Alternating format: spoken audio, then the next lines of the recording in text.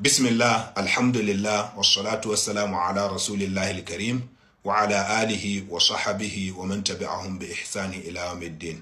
Bayan haka yan uwa, assalamu alaikum wa rahmatullah. Kimanin kwanaki uku da suka wuce na yi wani bidiyo wanda a ciki nake jan hankali game da barazanar dawowan hare-haren kungiyar Boko Haram, na kuma yi kira ga gwamnatin tarayya cewa lalle a yi duk mai yiwuwa domin a tabbatar da cewa ta'addancin wannan kungiya bai dawo kamar yadda yake a baya ba. To kuma sai na ga da yawa daga cikinku sun yi tsokaci akan wannan bidiyo. Sannan sai na ga ɗaya daga cikin tsokacin da aka yi yana buƙatar ansa. Domin kuwa ba da ansar wannan tsokaci zai bani dama in yi ƙarin bayani akan barazanar da ake magana da kuma dalilai guda uku manya-manya da suka sa wannan barazana take neman dawowa da yadda za a magance wannan dalilai domin a murkushe Boko Haram baki ɗaya insha Allah. Tsokacin da nake magana shine wata da'awa da naga waɗansu tsiraru sun yi, 'yan ƙalilan daga cikin waɗanda suka yi magana suna cewa ai wannan barazana ko kuma dawowar wannan barazana tana gaskatawa ko kuma tana tabbatar da maganar da General Abdurrahman Tiyani ya yi watannin da suka gabata, wanda wannan magana ba haka take ba. Da wannan barazana da muke magana da maganar da shugaba Abdurrahman Tiyani ya yi kwata-kwata ba su da alaƙa da juna, sun yi hannun riga. Da'awar da ya yi ta yi gabas, ita kuma wannan magana da muke barazanar da muke magana ta yi yamma. Domin kuwa da'awar da shugaba Abdurrahman Tiyani ya yi da'awa ce ayyananniya, abin da ake kira specific allegation. Cewa ya yi ƙasar Faransa ta ba wa 'yan Boko Haram makaman harbo jiragen sama.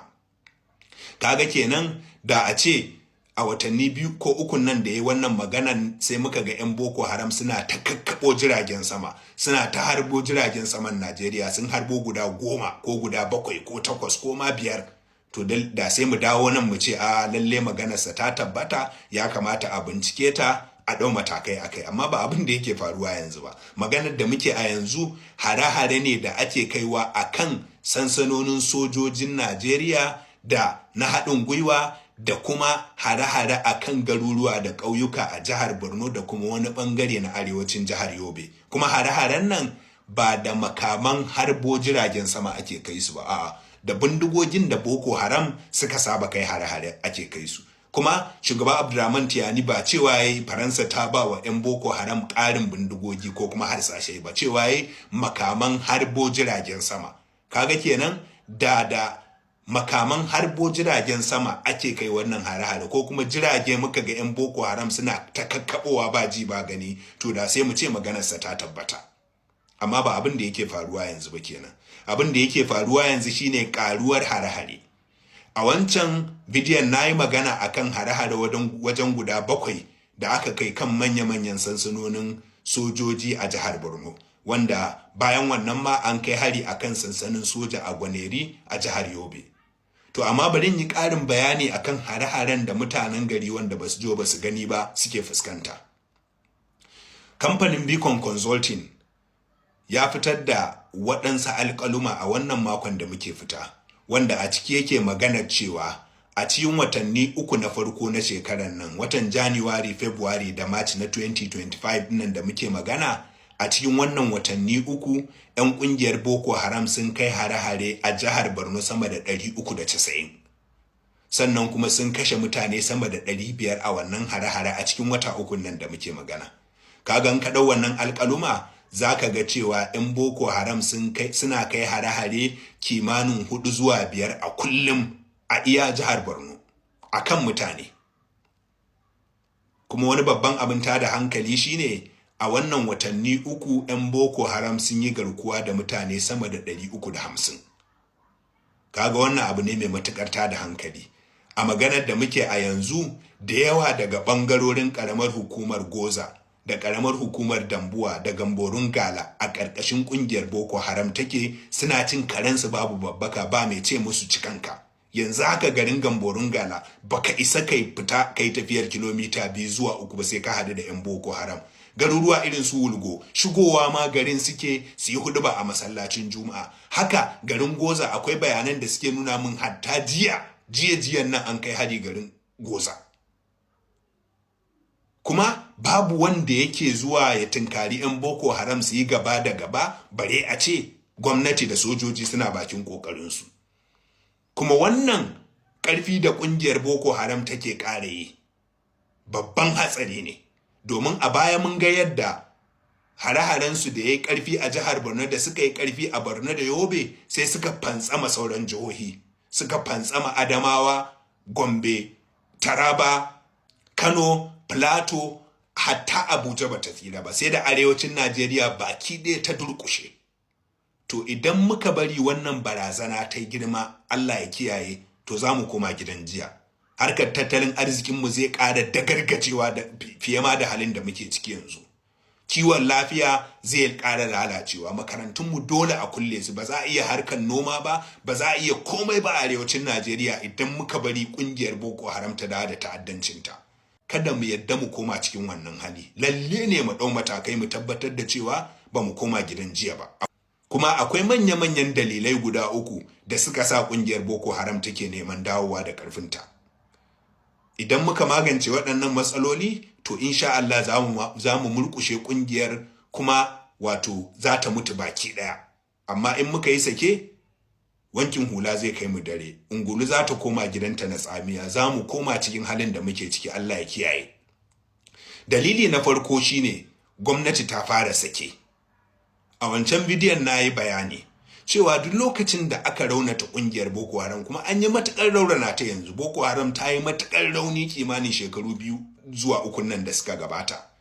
Amma da an samu irin wannan sai ga gwamnati ta ɗauke idanta, ta ɗauke hankalinta ta bayar wani guri. Abin da yake nema ya faru yanzu kenan. A wancan bidiyon na muku bayanin yadda majiyoyi a cikin garin Damaturu, yanzu a Fataskun ma akwai waɗanda suke gaya min cewa lalle su ma sun ga manya-manyan motocin sojoji da kayan aikinsu ana ɗibansu daga gabas ana yin yamma da su. Waɗansu ma in suka zo Fataskun sai sun tsaya sun huta, sun yi sallah ko sun ci abinci sannan su wuce.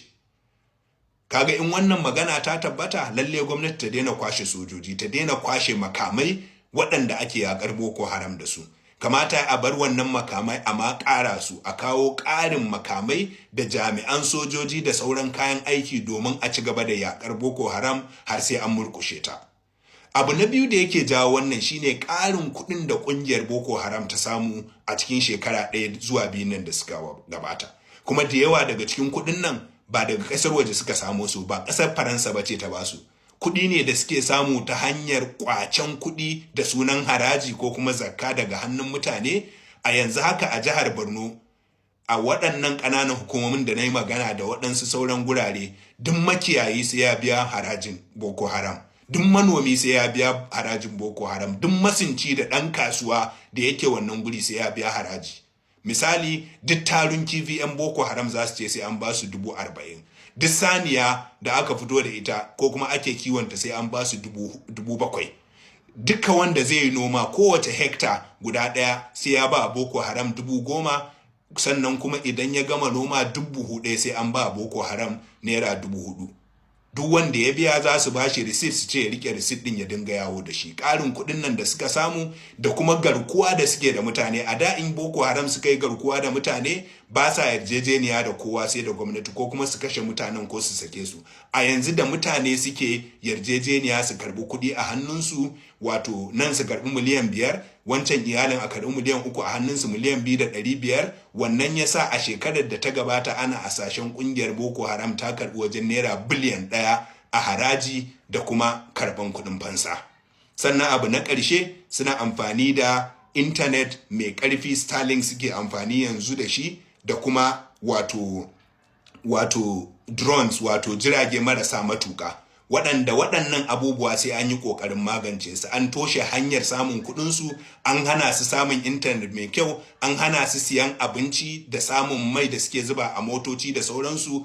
Amma muka je muka kama cewa ƙasar Faransa waye to za mu ɗauke hankalinmu ne daga asalin dalilan da suka sa ƙungiyar take ƙara ta'azzara mu koma wani guri.